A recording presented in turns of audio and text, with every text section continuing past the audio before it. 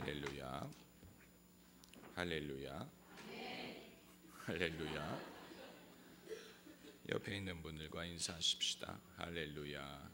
반갑습니다. 오늘 주신 하나님의 말씀 시편이 되겠습니다. 시편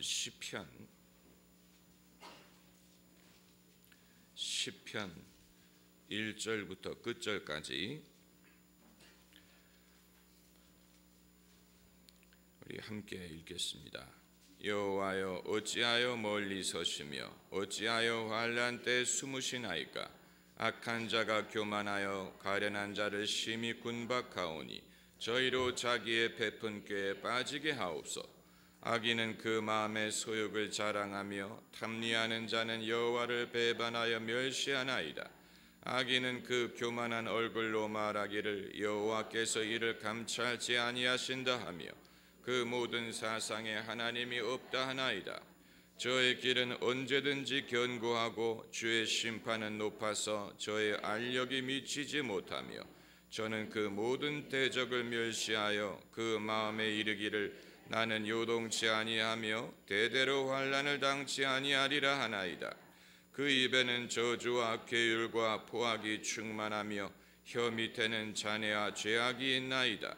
저가 향촌 유벽한 곳에 앉으며 그 은밀한 곳에서 무죄한 자를 죽이며 그 눈은 외로운 자를 엿보나이다. 사자가 그 그렬에 엎드림같이 저가 은밀한 곳에 엎드려 가련한 자를 잡으려고 기다리며 자기 그물을 끌어 가련한 자를 잡나이다. 저가 굽으려 엎드리니 그 강포로 인하여 의로운 자가 넘어지나이다. 저의 마음에 이르기를 하나님이 잊으셨고 그 얼굴을 가리우셨으니 영원히 보지 아니하시리라 하나이다. 여호와여, 일어나옵소서. 하나님이여, 손을 드옵소서. 가난한 자를 잊지 마옵소서. 어찌하여 악인이 하나님을 멸시하여 그 마음에 이르기를 주는 감찰지 아니하리라 하나이까? 주께서는 보셨나이다. 잔해와 원한을 감찰하시고 주의 손으로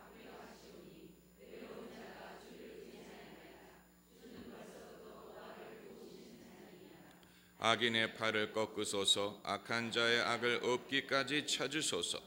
여호와께서는 영원 무궁토록 왕이시니 열방이 주의 땅에서 멸망하였나이다.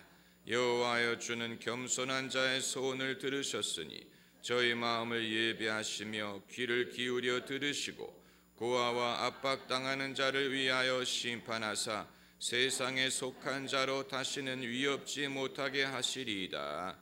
아멘.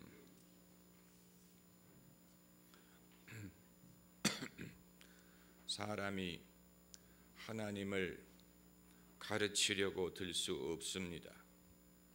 당연한 일이지요. 하나님은 전지전능하신 모든 것을 아시는 분인데 미련한 인간이 하나님을 어떻게 가르칠 수 있겠습니까? 그럼에도 불구하고 사람이 하나님을 설득할 수는 있습니다. 여기에 미묘한 차이가 있습니다. 오늘 본문 말씀을 보면 저자가 하나님을 설득하려고 하는 것뿐만이 아니고 때로는 하나님을 독려하려고 하는 듯한 모습도 있고 하나님을 가르치려고 하는 그러한 느낌도 받을 수가 있습니다. 9절을 예로 들면 사자가 그 그렬에 엎드림같이 저가 은밀한 곳에 엎드려 가련한 자를 잡으려고 기다리며 자기 그물을 끌러 가련한 자를 잡나이다. 하나님도 이미 알고 계시는 일일 텐데 마치 하나님에게 설명을 하듯 하나님에게 브리핑을 하듯 자세히 말을 하고 있는 저자의 모습을 발견하게 됩니다. 또 12절에 여호와여, 일어나옵소서. 하나님이여, 손을 드옵소서. 가난한 자를 잊지 마옵소서. 이것은 마치 하나님을 독려하려는 듯한 느낌을 받습니다. 하나님, 제발 하나님 역할을 좀 잘 하시라고 이런 식으로 말하는 듯한 느낌을 저만이 받는 것은 아닐 것입니다. 간절히 기도를 해본 사람은 그런 정서를 이해할 수 있습니다. 왜냐하면 이 세상에 일어나는 일들이 항상 우리 마음에 드는 것이 아니고, 의로운 사람이 항상 잘 되는 것이 아니고, 악한 자가 항상 심판을 받는 것이 아니고, 이 세상에 하나님을 모르는 사람, 무시하는 사람, 거역하는 사람들이 많고, 그들이 오히려 잘 되는 것처럼 느껴지고 하나님의 공의가 충분히 이루어지지 않는 것처럼 느낄 때에 우리는 하나님이 숨어 계시는 것 같고 주무시는 것 같고, 하나님이 좀 더 능력을 발휘했으면 좋겠고, 하나님이 당신의 일을 좀 더 적극적으로 했으면 좋겠다는 느낌을 받지 않는다면 그 사람은 세상이 어떻게 돌아가는지를 알지도 못하는 것이고, 하나님께 진실하게 기도를 해본 적도 없는 것입니다. 성도들도 목회자를 독려할 때가 있지 않습니까? 목사님, 처음 이 일을 시작하셨을 때 초심을 잊지 마시라고, 또 모든 상급을 이 세상에서 받으려고 하지 마시라고. 당연히 목사도 사람이기 때문에 약해질 수 있고 유혹을 받을 수 있고 또 욕심에 사로잡힐 수 있고 실수할 수 있는 것이고, 그렇기 때문에 기도하는 사람은 주의 종을 격려하고 위로하고 때로는 독려해야 될 필요가 있는 것인데, 그럼 하나님은 그런 일이 없는데 어찌 사람이 하나님에게 일어나시라고, 깨어나시라고, 손을 드시라고 이런 식으로 하나님을 독려해야 될 필요가 있느냐? 사람이 하나님보다 더 열심히 많을 수가 있다는 얘기냐? 사람이 하나님보다 더 열정이 많을 수가 있다는 얘기냐? 이것은 우리 신앙생활에 일평생 우리가 씨름하는 문제들입니다. 이것을 통하여 우리의 신앙이 성숙해지고 하나님과 가까워지고, 그리고 하나님을 아는 부분이 점점 더 성장하게 되는 것입니다. 하나님을 안다라는 말은 책을 읽고 안다는 뜻이 아니고 경험해 봐서 안다는 뜻인데, 하나님을 아는 과정에는 마치 야곱이 천사와 씨름했던 것처럼 뭔가 하나님의 신비한 존재와 밤에 씨름하는 것과 같은 그런 씨름이 없이는 하나님을 알 수가 없어요. 내가 씨름하는 존재가 밤이기 때문에 보이지 않아요. 야곱이 누구와 씨름을 했는지 눈으로는 볼 수가 없었어요. 어두운 밤이었기 때문에. 그러나 밤새 누가 야곱과 씨름을 했고, 그리고 야곱은 그 사람을 놓아주지 않았습니다. 결국은 그 사람이 해가 뜨려고 하니까 나를 보내주라. 그리고 야곱이 말하기를 나를 축복하기 전에는 놓아주지 아니하겠나이다. 그랬더니 그 사람이 야곱을 축복하고, 내 이름이 이제부터는 야곱이 아니요 이스라엘이니 내가 하나님과 사람과 씨름하여 이겼음이니라. 이스라엘이란 이름은 하나님과 씨름했다라는 말이 놀라운 일이 아닙니까? 야곱의 이름을 하나님과 씨름했다는 뜻인 이스라엘로 바꿔주시고 그를 축복하셨는데, 그 대신 그의 환도뼈를 쳐서 그때부터 야곱이 죽을 때까지 절면서 걸었다라고 했습니다. 이처럼 우리의 신앙에는 누군지 내 눈으로는 볼 수 없지만 씨름을 해야 되는 존재가 있어요. 만일 여러분의 기도가 하나님과 씨름하는 면이 전혀 없다면 여러분은 간절히 기도한 적도 없는 것이고, 하나님의 뜻이 어디에 있는지 고민한 적도 없는 것이고, 내 소원과 하나님의 뜻 사이에서 갈등을 해본 적이 없다는 얘기예요. 예수님도 겟세마네 동산에서 씨름하듯 하나님과 기도했습니다. 주여, 아버지여, 할 수만 있거든 이 잔을 내게서 떠나게 하옵소서. 그러나 내 뜻대로 마옵시고 아버지 뜻대로 하옵소서. 예수님도 3번이나 간절히 기도하시고 그 땀이 마치 피처럼 떨어졌다고 했습니다. 이러한 간절한 씨름하는 듯한 기도를 통하여 예수님도 십자가의 고난을 감당할 만한 마음의 준비가 되었던 것입니다. 그런 기도가 없이는 예수님이 그냥 그 고통의 자리로 걸어나갈 수가 없었어요. 그 고통의 자리로 걸어나가기 전에 예수님께서는 3번이나 씨름하듯이 하나님과 기도를 해야 될 필요가 있었어요. 아버지께는 모든 것이 가능하오니 할 수만 있으시면 이 잔을 내게서 떠나게 하소서.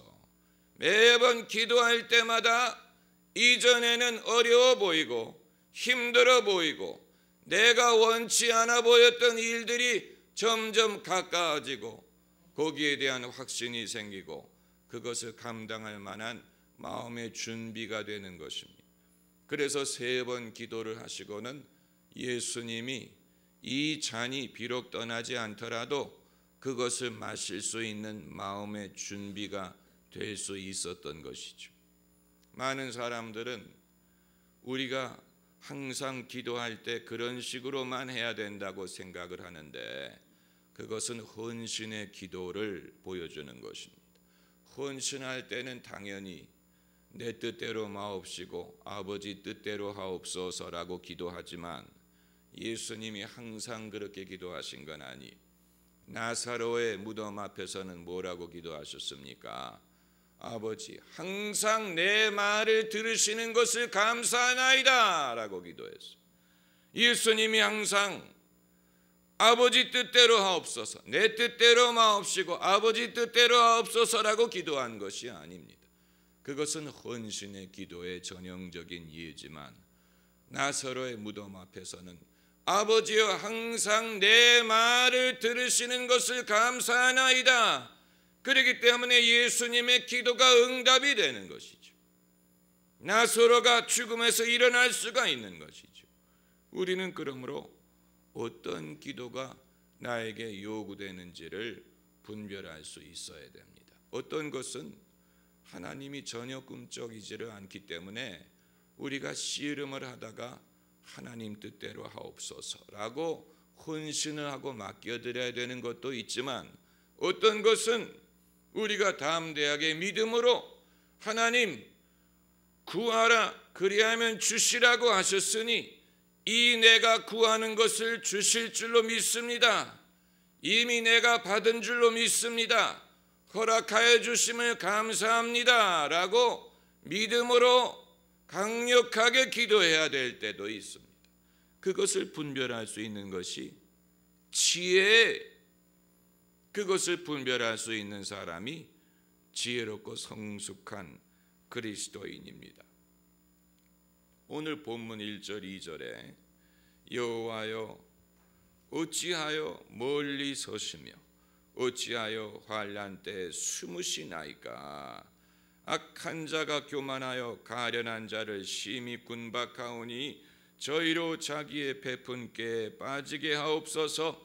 악인은 그 마음의 소욕을 자랑하며 탐리하는 자는 여호와를 배반하여 멸시하나이다.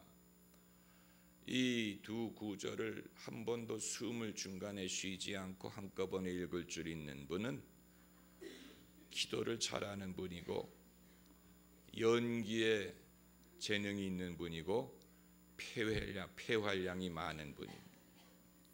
그런 분은 제가 칭찬을 해드릴 용의가 있습니다. 이 구절을 한 번도 중간에 숨을 쉬지 않고 한꺼번에 한번 해보세요. 얼굴이 새파래지면 제가 책임을 지지 못합니다. 그러나 이 설교를 효과적으로 하려면 숨이 짧은 사람은 설교를 하기가 어렵습니다. 여러분, 하나님께서 여러분에게 은혜를 베풀어 이 모든 거 여러분 하나님께서 여러분에게 오늘 은혜를 베풀어 주셔서 오늘 여러분이 함께 하시는 이 일이 영원히 하나님의 은혜로 말미암아 이루어질 줄을 믿고 확신합니다. 숨 쉬지 않고 그래야 거기 뭔가 극적인 은혜가 전달이 됩니다. 그 이유는 저도 잘 모르겠어요. 그런데 이 한 구절 속에 시편 저자뿐만이 아니고 많은 사람들이 갖고 있는 신관이 담겨져 있습니다. 신관이란 말은 하나님은 어떠한 분인가 하는 이론을 말하는 것입니다. 이 한 구절 속에 대다수의 사람들이 하나님이 어떤 분인가를 생각하고 바라는 것이 담겨져 있는데, 첫째는 하나님이 멀리 서 계시는 분이 아니고 가까이에서 간섭하는 분이다라는 믿음입니다. 그것이 바로 여호와여 어찌하여 멀리 서시며 어찌하여 환난 때에 숨으시나이까. 하나님이 평소에 가까이 계시지 않으면 이런 말을 할 필요가 없습니다.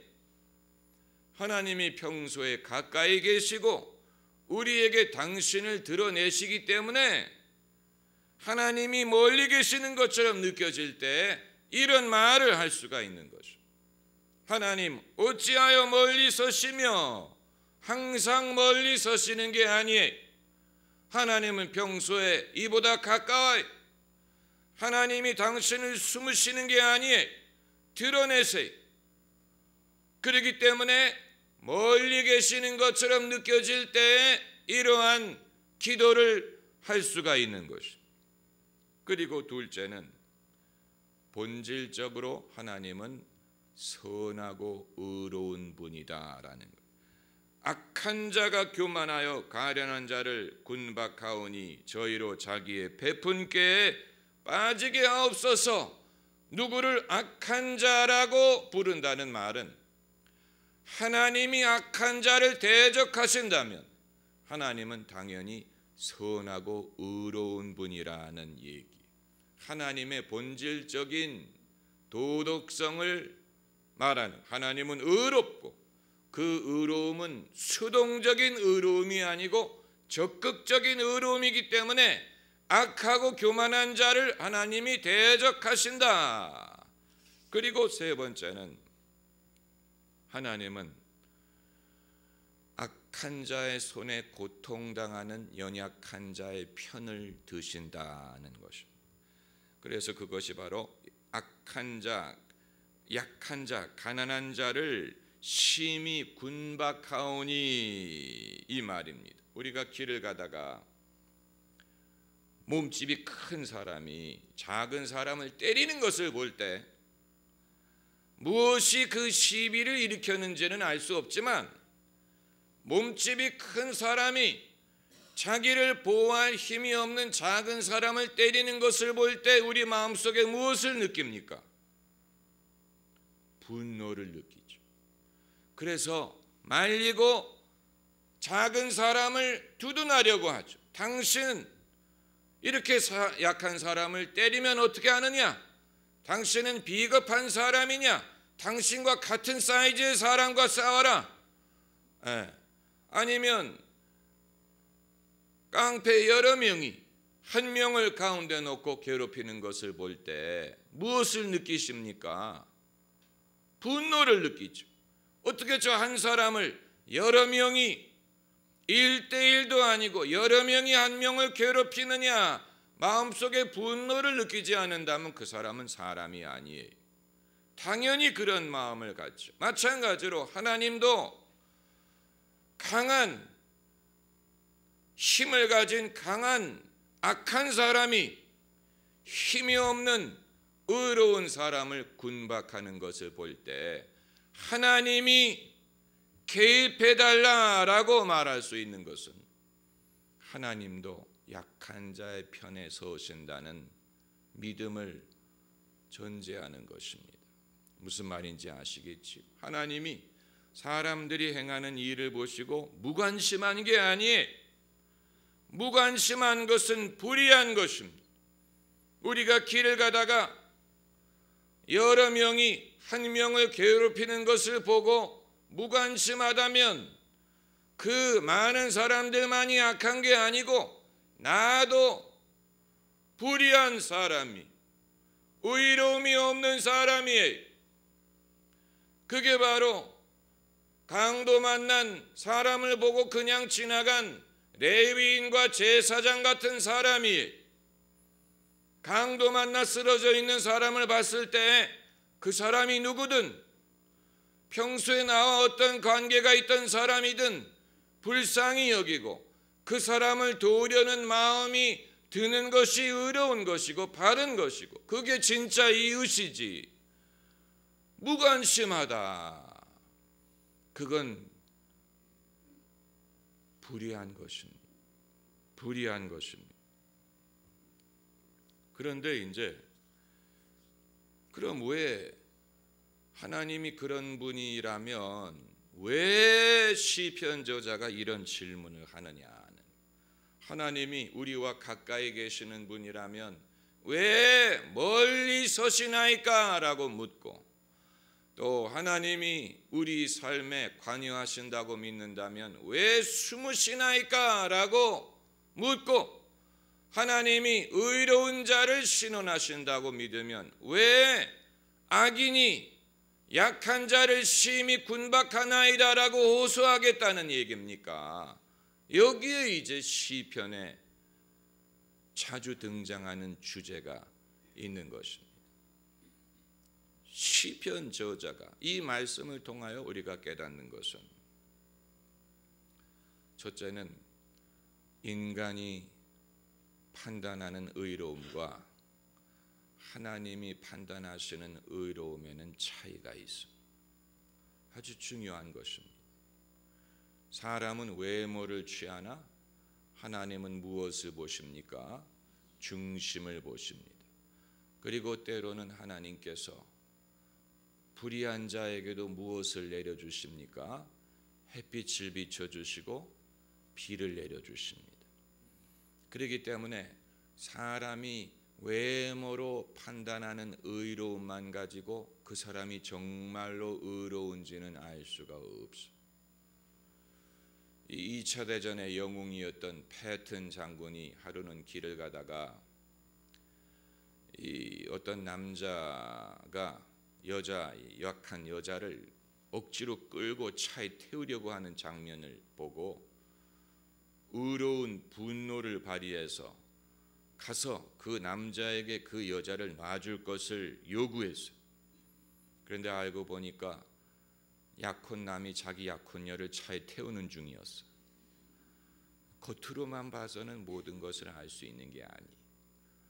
겉으로만 봐서는 우리가 모든 것을 알 수 있는 게 아니.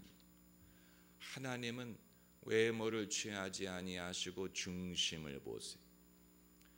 지하철에 어떤 남자가 지하철을 타고 가는데 사내 애들 두세 명이 막 소리를 내면서 막 뛰어다니고 막 장난을 하고 소리를 지르고 그러는데 그 아버지가 거기에 묵묵히 앉아가지고 자기 애들을 전혀 컨트롤하지를 않고 내버려 두고 있었어요.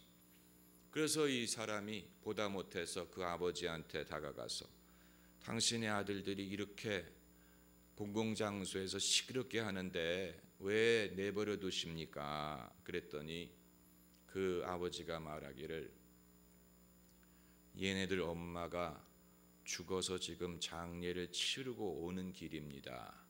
이 애들이 그 슬픔을 달리 표현할 길이 없어서 저렇게 하는 것입니다. 이렇게 말하더라는. 그러니까 사람의 일은 겉으로만 드러나는 것을 가지고 판단할 수 있는 게 아니에요.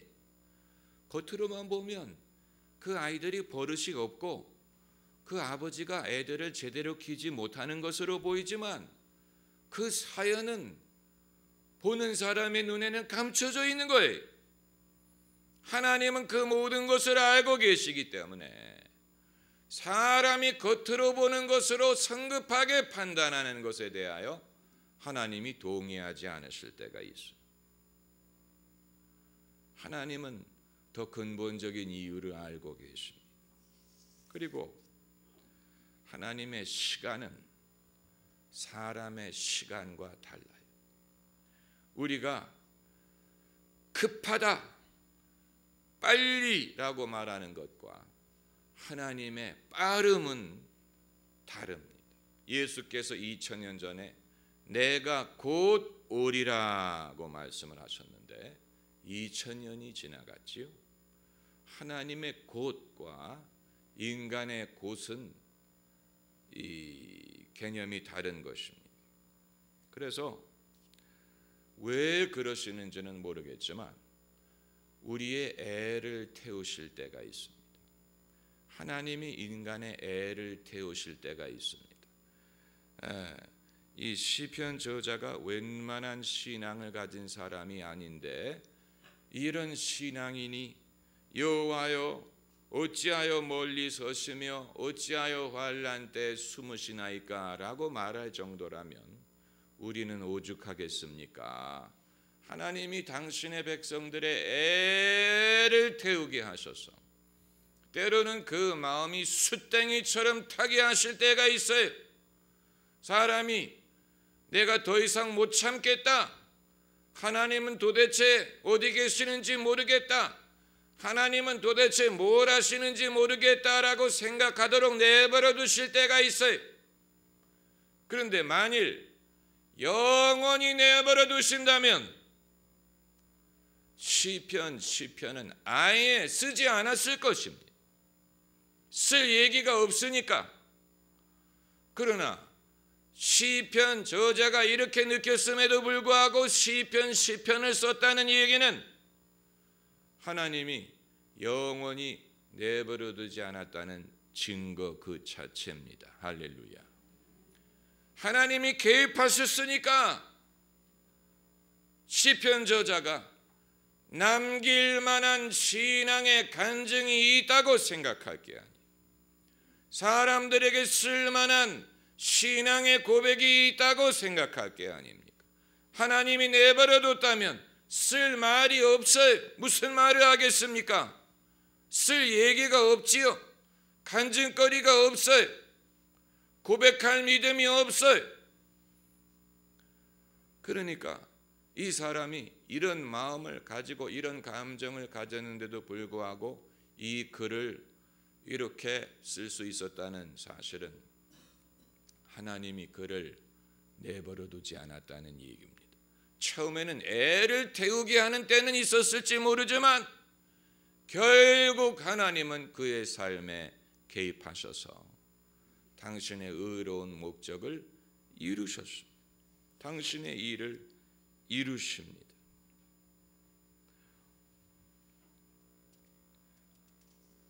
그럼에도 불구하고 우리의 기도에는 하나님과 씨름하는 면이 있고 또 하나님을 설득하려는 면이 있습니다. 예수님도 설득을 받으신 적이 있습니다. 여러분 그 사실을 아십니까? 이 로마 백부장의 종이 아파할 때 사람들이 예수님께 와서 그 백부장에 대해서 뭐라고 말했는지 아십니까? 누가복음 7장을 보면 주님, 이 일을 하시는 것이 이 사람에게는 합당하나이다. 저가 우리 민족을 사랑하고 또한 우리를 위하여 회당을 지었나이다. 이게 예수님에게 설득하는 것입니다. 그렇지 않으면 예수님이 이방인의 집에 가서 고쳐주려고 하지 않으실 테니까 예수님에게 이 사람을 고쳐줄 이유를 말씀을 드리는 거예요. 주님이 이렇게 하시는 것이 합당하나이다. 이 사람이 우리 백성을 사랑하고 우리를 위하여 회당을 지었나이다. 그러니까 회당을 짓는 일도 때로는 주님이 우리의 기도를 들어주셔야 될 이유가 될 때가 있고, 뭔가 우리에게 남이 우리를 위해서 기도할 때에도 주님이 들어줘야 될 합당한 이유가 보여야지. 그런 것이 하나도 보이지 않으면 그건 우리가 지금까지 제대로 살지 못했다는 얘기. 누가 우리를 위해서 기도할 때 하나님, 이분에게는, 이 집사님에게는, 이 권사님에게는 이것을 들어주시는 것이 합당합니다. 그분이 많은 사람을 섬겼고 교회를 사랑했고 주님을 전심으로 섬겼고 많은 좋은 일을 했습니다. 제 자신에게도 이런 덕을 베풀었습니다. 그러므로 주님이 이분을 위해 주시는 것이 합당합니다. 하나님이 그걸 모르시는 게 아닐 텐데, 그럼에도 모르시기 때문에 말씀드리는 것은 아니지만 뭔가 하나님을 설득하기 위해서라도 아시는 일이라도 다시 리마인드를 해드릴 필요가 있을 때는 있습니다. 리마인드를 해드린, 이런 일을 하지 않았습니까?